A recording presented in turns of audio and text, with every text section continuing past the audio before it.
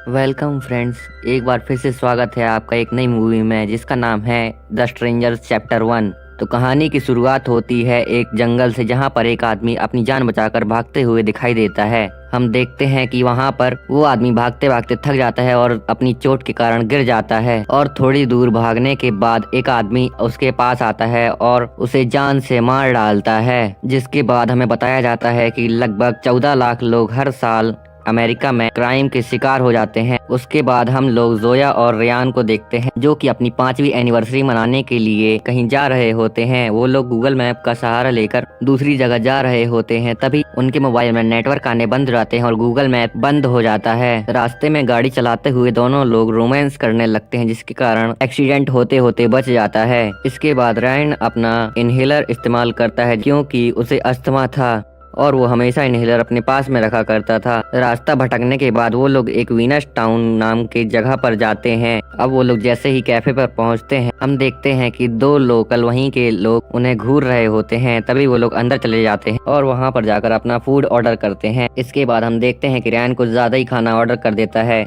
जिससे जोया उससे कहती है कि तुमने कुछ ज्यादा ही खाना ऑर्डर कर दिया। जिसके बाद वो कहता है कि ये हमारी 5वीं एनिवर्सरी है और हम इसके हिसाब से खा सकते हैं। ये बात वहाँ पर एक और बैठा हुआ कपल सुन लेता है, जो उन लोगों से कहता है कि आज हमारी भी 2nd एनिवर्सरी है। तभी जोया उन लोगों से कहती है कि ये हमारी एनिवर्सरी नहीं है, हमारी 5वीं डेट की एनिवर्सरी है। तभी वहाँ के सारे लोग उन लोगों को घूर घूर कर देखने लगते हैं। खाने पीने के बाद वो लोग बिल पे करने के लिए कैश काउंटर पर जाते हैं, जहाँ पर जोया एक मिसिंग पोस्टर को देखती है, जो उसी आदमी का होता है जो हमें फिल्म की शुरुआत में दिखाया गया था। इसके बाद वो लोग बिल पे करने के बाद अपनी कार में बैठकर जाने लगते हैं, पर हम देखते हैं कि उनकी कार तो स्टार्ट ही नहीं हो रही होती है। तभी उन लोगों के पास एक जेम्स नाम का आदमी आता है, जो कि मैकेनिक होता है। फिर वो मैकेनिक कहता है कि मेरा गैराज पास में ही है, और तब मैकेनिक कार को चेक करता है और कहता है कि ये कार कल सुबह तक आपको मिलेगी। तब रेयान कहता है कि तब तक हम लोग कहाँ पर रहेंगे। वो मैकेनिक कहता है कि मेरे दोस्त का पास ही में एक बंगला है, तुम लोग चाहो तो वहाँ पर रुक सकते हो, मैं उससे बात कर लूंगा। तभी रेयान को शक होता है, क्योंकि वो लोग उन लोगों कैफे के अंदर जाने से पहले भी घूर रहे थे। उसके बाद हम देखते हैं कि उन्हें उस बंगलों तक पहुंचाने के लिए कैफे वाली वही वेट्रेस आ जाती है, जो कि उन लोगों को उस बंगले तक पहुंचा देती है। अब ये लोग बंगले के अंदर जाने के बाद बहुत खुश होते हैं, क्योंकि ये बंगला बहुत ही ज्यादा खूबसूरत था और आसपास की हवा भी बहुत अच्छी थी।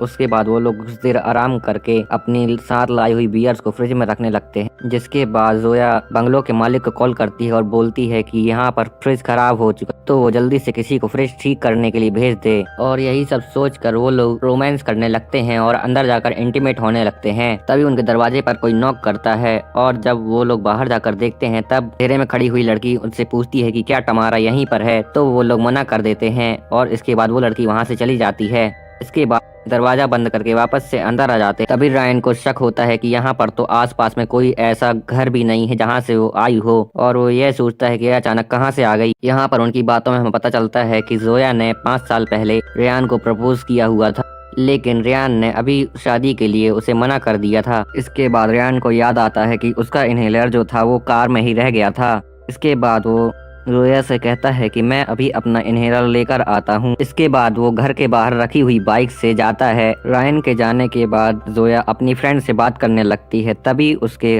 घर पर दोबारा कोई नॉक करता है। वो दरवाजे पर देखती है कि दोबारा वही लड़की आ गई है और फिर से वो टमारा के बारे में पूछ रही है। अब हम देखते हैं कि उस लड़की के साथ कोई और भी था, जो कि हम देखते हैं कि वो उस घर के अंदर घुसा हुआ था, और इस बात की जोया को भनक तक नहीं थी। उस लड़की को ऐसा देखने के बाद माया घबरा जाती है और वहीं पर शांत होकर बैठने लगती है। तभी जोया देखती है कि वही लड़की जो मारा के बारे में पूछ रही थी, बाहर से उसकी गाने की आवाज आती है। जहाँ पर जोया पर्दे हटाकर देखती है तो उसे कुछ दिखाई नहीं देता है। इसके बाद वो जो हमसे टमारा के बारे में पूछ रही थी वही दोबारा आई थी, और फिर उसके बाद वो बाहर जाकर चेक भी करती है, पर उसे वहाँ पर कोई नहीं मिलता है। इस अंदर जाने के बाद जोया अपने आप को रिलैक्स करने के लिए सिगरेट पीती है और म्यूजिक चला देती है। वहीं पर हम रेयान को देखते हैं कि रेयान अपनी कार खोलता है, जहाँ पर जेम्स नाम का मैकेनिक आ जाता है। वो रेयान के साथ बहुत ही गंदा बर्ताव करता है। उसके बाद रेयान अपना इनहेलर लेकर वहाँ से चला जाता है। अब हम जोया को देखते हैं जो कि पियानो बजा रही होती है और तभी उसके पीछे एक आदमी बैठा हुआ होता है जो कि उस पियानो बजाने को एंजॉय कर रहा होता है। हम रेयान को देखते हैं जो कि माया के लिए बर्गर पैक करवाता है और वहां से निकल जाता है। दूसरी तरफ जोया नहा रही होती है जहां पर उसे नहाते हुए वही आदमी देख रहा होता है जो पियानो बजाते वक्त एंजॉय कर रहा होता है। नहाने के बाद माया बाहर आती है और तभी वहां की लाइट चली जाती है। जोया फ्लैश लाइट लेकर वहां से जा रही होती, वो एक कोने में चली जाती है जहाँ पर उसे एक मास्क वाली लड़की मिल दिखती है और उससे डरकर भागने के बाद वो एक रूम में जाकर अपने आप को लॉक कर लेती है। तभी कोई दरवाजा खोलता है और हम देखते हैं कि वो दरवाजा खोलने वाला व्यक्ति रेयान होता है। उसके बाद हम देखते हैं जोया रेयान से पूछती है कि क्या उसने किसी को देखा, तब रेयान कह देता है कि नहीं, मैंने किसी को भी नहीं देखा है। इसके बाद वो दोनों मिल के मीटर के पास चेक करने के लिए जाते हैं जहाँ पर वो दोनों उड़े हुए फ्यूज को ठीक करके वापस लाइट ला देते हैं। तब जोया उसे बताती है कि उसने एक लड़की को देख जो कि मास्क पहने हुए थी। तभी रेयान को दीवार पर टंगी हुई एक पेंटिंग दिखाई देती है जिससे वो ये समझता है कि जोया को भ्रम हुआ है, लेकिन जोया श्योर थी कि वो उसने पेंटिंग को नहीं बल्कि रियल में एक लड़की को देखा। उनके घर में फिर से कोई नॉक करता है। जब वो लोग दरवाजा खोलते हैं तभी वही लड़की दूर खड़ी हुई दिखाई देती है कि फिर से वही सवाल पूछती है और उस लड़की को सबक सिखाने के लिए रेयान वह आगे बढ़ता है। तभी वो लड़की बतख जैसे पैर पसार कर भाग जाती है। इसके बाद हम देखते हैं कि वो दोनों रेयान के लाए हुए बर्गर खाते हैं। तभी ऊपर से खून गिरने लगता है और जब वो दोनों ऊपर की तरफ देखते हैं तब एक मुर्गी ऊपर टंगी हुई दिखाई देती है जिसके शरीर से खून टपक रहा होता है और दोनों को यकीन हो जाता है कि यहाँ पर कोई ना कोई तो है। तभी रेयान और जोया दोनों दरवाजे बंद करने लगते हैं और उसके बाद एक आदमी मास्क लगाकर वहाँ पर आ जाता है जो कि दरवाजे को कुल्हाड़ी की मदद से तोड़ने लगता है और इसके बाद वो अंदर आ जाता है। तभी ऊपर से दोनों और लड़कियां नीचे आती हैं जो दोनों की दोनों मास्क पहनी हुई होती हैं और उनमें से एक वही मास्क वाली लड़की थी जो कि बार बार आकर उनसे टमारा के बारे में पूछ रही थी। वो दोनों डरकर एक रूम में लॉक हो जाते हैं। तभी वहाँ पर वो मास्क वाला आदमी आता है जो कि उनके उस दरवाजे को तोड़ने लगता है और थोड़ी देर तोड़ने के बाद जब वो उन दोनों को देखता है तो देखने के बाद थोड़ी देर के लिए वो वहाँ से चला जाता है। अब इन लोगों को लगता है कि अब इन लोगों को यहाँ से चले जाना चाहिए और वो लोग वहाँ से भागने की प्लानिंग करते हैं। अब हम लोग देखते हैं कि उन दोनों के फोन्स को उन मास्क वाले लोगों ने पहले ही तोड़ दिया था और जब तक वो लोग बाइक तक पहुंचते वो मास्क वाला आदमी उस बाइक पर आग लगा देता है। इसके बाद हम देखते हैं कि रेयान को याद आता है कि इस घर का जो ओनर था वो एक हंटर था, मतलब कि यहाँ पर वेपन्स भी होंगे। अब हम देखते हैं कि वो लोग एक टेंट में घुस जाते हैं जहाँ रेंगते हुए वो लोग जाते रहते हैं। हम देखते हैं कि जोया के हाथ में कील घुस जाती है। अब जैसे तैसे करके रेयान उसके हाथ से कील निकालता और जोया भी अपनी आवाज को कंट्रोल करने की कोशिश करती। उसके बाद वो लोग स्टोर के कैबिन की तरफ भागने लगते ताकि अगर स्टोर में कोई गन होगी तो वह वो उन्हें मिल जाएगी। फिर वो लोग जैसे ही स्टोर के अंदर जाते हैं, स्टोर के अंदर बहुत अंधेरा होता है।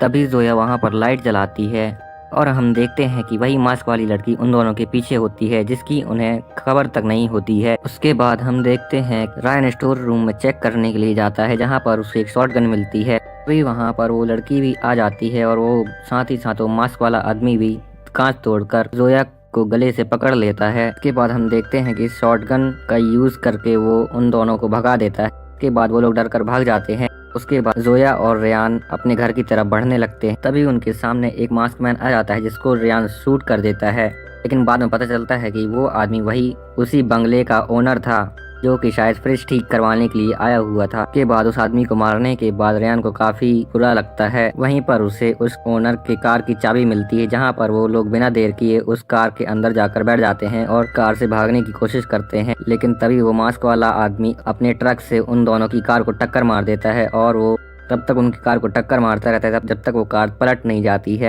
अब रायन यहाँ पर जोया को वहाँ से भगा देता है और क्योंकि उसका पैर उस कार में ही दब गया था इसलिए वो वहाँ से भाग नहीं सकता था। अब रायन खुद उस शॉटगन से उस आदमी को मारने की कोशिश करता है पर उसका निशाना चूक जाता है और वो आदमी वहाँ से भाग जाता है। अब जोया भागते हुए एक पत्तों की टहनियों के पीछे छिप जाती है जहाँ पर वो छिपी हुई है वहीं पर एक आदमी की लाश डली हुई है। ये लाश उसी आदमी की थी जो कि हमें मूवी के फर्स्ट में दिखाया गया था। तो उसका पीछा तभी जोया अपने फोन से पुलिस को फोन करती है पर नेटवर्क वीक होने की वजह से वो पुलिस वालों को कुछ समझा नहीं पाती है। इसके बाद निकलने की कोशिश करती है और भागते समय उसके सामने वही मास्क वाली लड़की आ जाती है। वो लड़की उसे मारकर बेहोश कर देती है। दूसरी तरफ रायन जोया को ढूंढ रहा होता है, तभी उसे वो मास्क वाली लड़की दिखाई देती है। वो उस लड़की पर बंदूक तानकर उससे जोया के बारे में पूछता है, पर वो लड़की उससे बिल्कुल भी नहीं डरती है। और उसके बाद वही मास्क वाला आदमी आ जाता है जो कि रायन को मारकर बेहोश कर देता है। अब रायन की आंख खुलती है, तब वो देखता है कि वो और जोया कुर्सी से बंधे हुए हैं और वो ही तीनों लोग, दोनों मास्क वाली लड़की और वो आदमी उनके सामने है। तभी रेयान जोया से पूछता है कि क्या तुम मुझसे शादी करोगी। इसके बाद वो उससे शादी करने के लिए हाँ कह देती है। वही मास्क वाला आदमी रेयान को चाकू मारकर घायल कर देता है, जिसके बाद उसकी वहीं पर मौत हो जाती है। अब माया उन लोगों से पूछती है कि आखिर में वो लोग चाहते क्या हैं, जिसके बाद वो मास्क वाली लड़की कहती है कि तुम लोग यहाँ पर हो इसीलिए हम लोग ये सब कर रहे हैं। इसका मतलब ये था कि वो लोग हर उस इंसान को मार देते थे जो कि वो यहाँ पर आया करता था। इसके बाद हम देखते हैं कि वो मास्क वाला आदमी जोया को भी मार डालता है और वो तीनों लोग वहाँ से चले जाते हैं। इसके बाद हम देखते हैं कि तभी वहाँ पर पुलिस आ जाती है और हम इसके बाद जोया को हॉस्पिटल में देखते हैं जहाँ पर वो मरी नहीं होती है। इसके बाद जब जोया को होश आता है तब हम देखते हैं कि वो मास्क वाला आदमी उसी के बाजू में लेटा हुआ था, पर इस जोया को इसकी भनक भी नहीं थी। इसी के साथ द स्ट्रेंजर्स चैप्टर 1 मूवी यहीं पर खत्म हो जाती है।